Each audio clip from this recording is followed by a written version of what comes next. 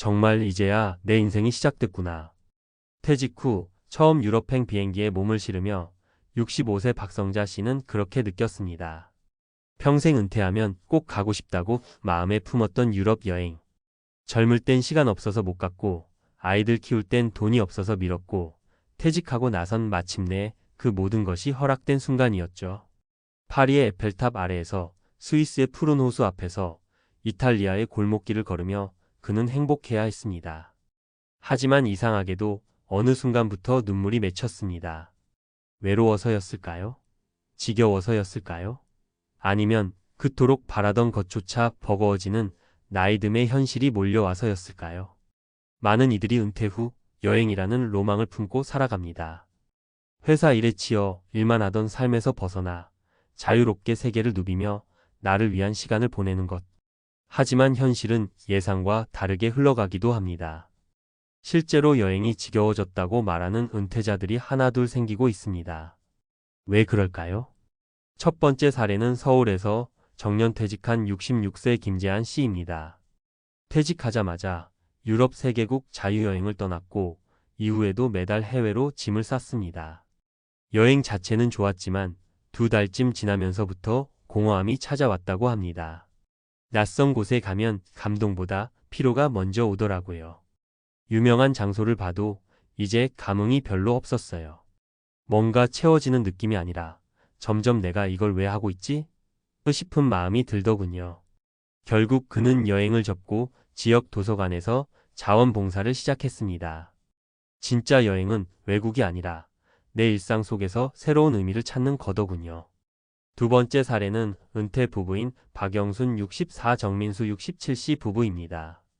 부부는 은퇴 후 1년간 동남아, 유럽, 일본 등 다양한 나라를 함께 여행했지만 결국 말수가 줄어들고 갈등이 커졌다고 합니다. 처음엔 설레고 좋았죠. 그런데 매일 붙어 있으니 싸울 일이 생기더라고요. 거기다 둘 다 체력이 예전 같지 않으니 이동이 많을수록 피곤했고요. 결국 여행을 줄이고 한 달에 한 번 국내 여행만 가는 쪽으로 계획을 바꿨다고 합니다. 우리가 바랐던 건 행복이지 이동이 아니었어요. 남들처럼 많이 돌아다니는 게 중요한 게 아니라 우리에게 맞는 속도로 즐기는 게 진짜 여행이라는 걸 깨달았죠. 세 번째 사례는 조금 더 현실적인 이야기입니다. 혼자 사는 68세 이모 씨는 은퇴 후 오롯이 자신만을 위한 유럽 여행을 감행했습니다. 하지만 막상 여행지에서는 외로움과 불안이 컸다고 털어놓습니다. 낯선 나라에서 혼자 밥을 먹고 혼자 사진을 찍고 말도 안 통하니까 말 한마디 못하고 하루를 보냈어요. 한밤중에 숙소에서 괜히 눈물이 나더라고요. 결국 이 씨는 일정을 줄이고 귀국 후 오히려 지역 커뮤니티 여행 동호회에 가입해 짧은 국내 여행을 함께 다니고 있습니다. 같이 웃고 이야기하는 사람이 있다는 게 이렇게 중요한 줄 몰랐어요. 이 세 사람의 공통점은 한 가지입니다. 여행이 목적이 아니라 수단이었다는 사실을 뒤늦게 깨달았다는 것이죠. 우리가 정말 원하는 건 멋진 풍경을 보는 게 아니라 그 안에서 감정을 나누고 의미를 찾는 삶입니다. 그저 유명한 곳을 다녀오는 것으로는 인생의 공허함이 채워지지 않는다는 걸 이들은 몸소 경험했습니다. 전문가들은 이렇게 말합니다. 은퇴 후 여행은 회복과 확장을 위한 것이지 도피가 되어선 안 된다고요. 마음이 지치고 삶의 목적이 없을 때 떠나는 여행은 일시적인 자극은 줄 수 있어도 근본적인 행복은 주지 못한다는 겁니다.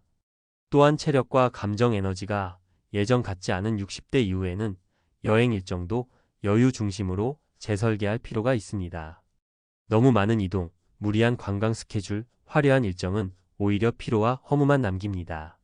무엇보다 중요한 건 여행의 목적을 명확히 하는 것입니다. 단순히 가기 위해 가는 여행이 아니라 내가 지금 이 시기에 꼭 보고 싶은 것, 느끼고 싶은 감정을 중심에 놓아야 합니다.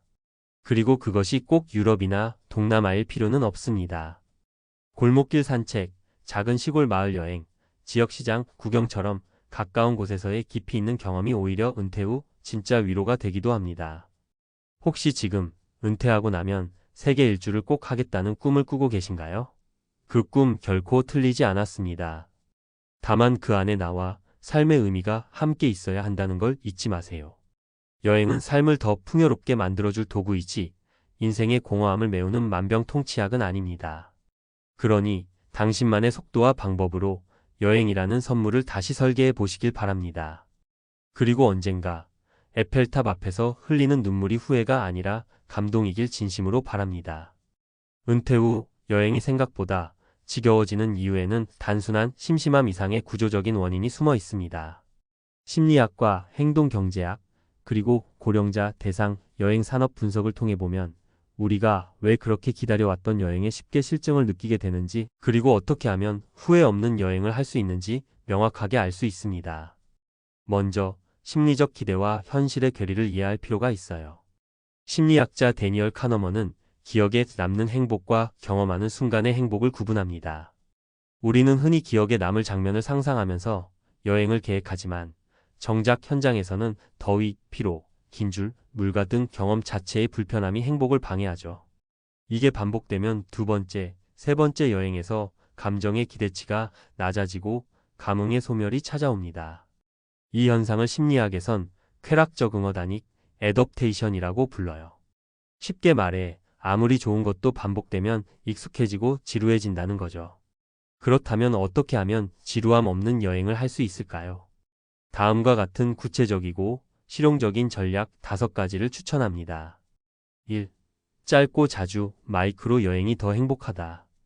은퇴 후 긴 여행을 한 번에 몰아다니는 방식보다는 2박 3일씩 가까운 국내 여행을 자주 가는 방식이 심리적 만족도가 높다는 연구가 있습니다. 실제 2021년 일본 관광청 보고서에 따르면 60대 이상 여행객 중 일주일 이상 장기 여행 후 피로감과 우울함을 느낀다는 응답이 47%에 달했습니다. 반면 주기적으로 짧은 여행을 다니는 그룹은 삶의 만족도가 더 높았어요. 팁: 여행 후 바로 다음 여행 일정을 가볍게라도 짜보세요. 심리적으로 다음이 있다는 기대감이 일상을 활력 있게 만들어줍니다. 2. 이동형 여행보다 정주형 여행을 선택하라. 계속 움직이는 여행보다 한 곳에 머물며 느긋하게 시간을 보내는 정주형 여행이 중장년층에 훨씬 잘 맞습니다. 예를 들어 프랑스 파리에서 하루에 5개 명소를 도는 것보다 작은 시골 마을에 숙소를 잡고 현지 시장과 산책을 중심으로 하루를 보내는 식이죠. 팁: 에어비앤비에서 최소 5박 이상 장기 할인 숙소를 찾아보세요.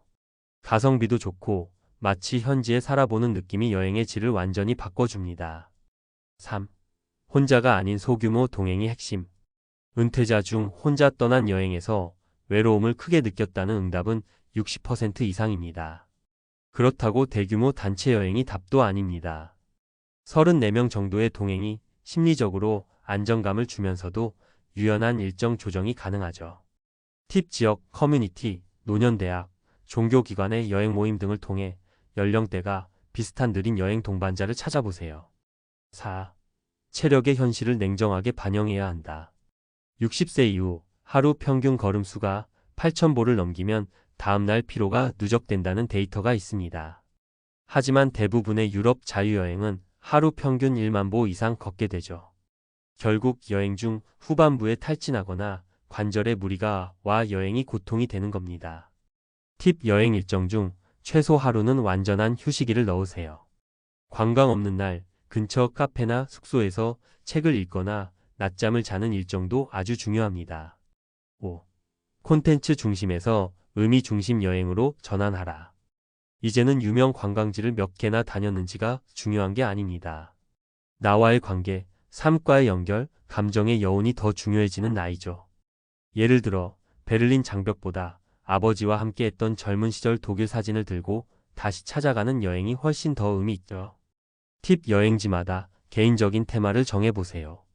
예컨대 음악이 흐르는 도시, 예전 친구의 흔적을 찾아가는 여정, 내가 좋아했던 영화, 촬영지 걷기 등. 주의할 점도 꼭 알아두세요. 보험은 필수입니다. 60대 이상은 여행자 보험 가입이 제한되거나 보험료가 높아질 수 있으므로 출발 전 반드시 확인하고 준비하세요. 시간대 적응도 고려하세요. 유럽이나 미주 여행은 시차 적응이 어려워 첫 23일은 거의 무기력 상태가 됩니다. 이를 감안해 첫날은 꼭 가벼운 일정으로 짜세요. 건강 문제에 대비한 여행자 약 파우치를 꼭 챙기세요. 특히 고혈압약, 당뇨약 등은 일주일치 여유분을 추가로 챙기고 현지에서 응급약을 쉽게 구할 수 있는 정보도 알아두면 좋습니다. 마지막으로 기억하세요. 진짜 좋은 여행은 다녀왔다는 인증이 아니라 그 안에서 내가 어떤 감정을 느꼈고 어떤 나 자신을 발견했는가에 달려 있습니다. 은퇴 후의 여행은 단순히 소비가 아니라 인생의 후반전을 풍요롭게 채우는 방식 중 하나일 뿐입니다. 그러니 타인의 기준에 휘둘리지 말고 나에게 맞는 여행의 리듬을 만들어 보세요. 그게 진짜 은퇴 후 여행의 완성입니다.